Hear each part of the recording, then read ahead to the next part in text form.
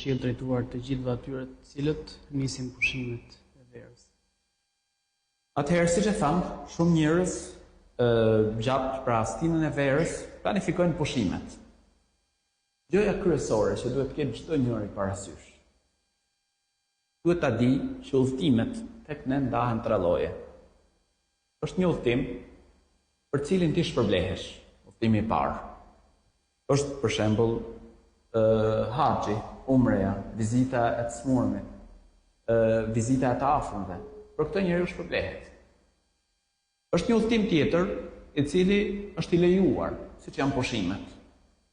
Ne dalim, pra ka të nevojshme njeriu pushimet, por nëse në këto pushime, pra ti del udhëtimet që bën për pushime, ti mediton madhështinë e krijuesit gjetësisë.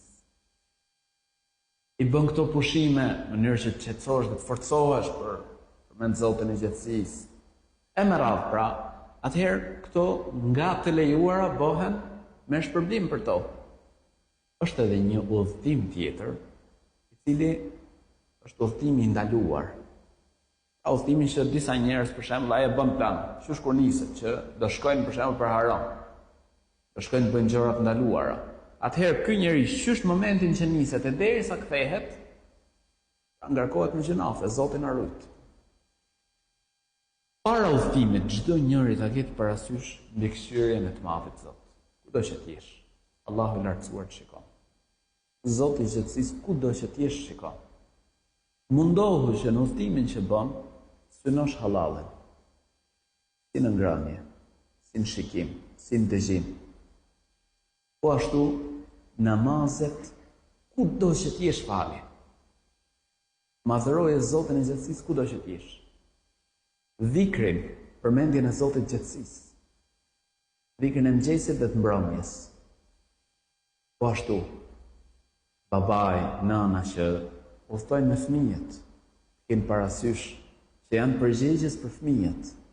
Mos i çojnë vende dyshimta, mos i çojnë vende ku i shtyjnë për gjëra të ndaluara.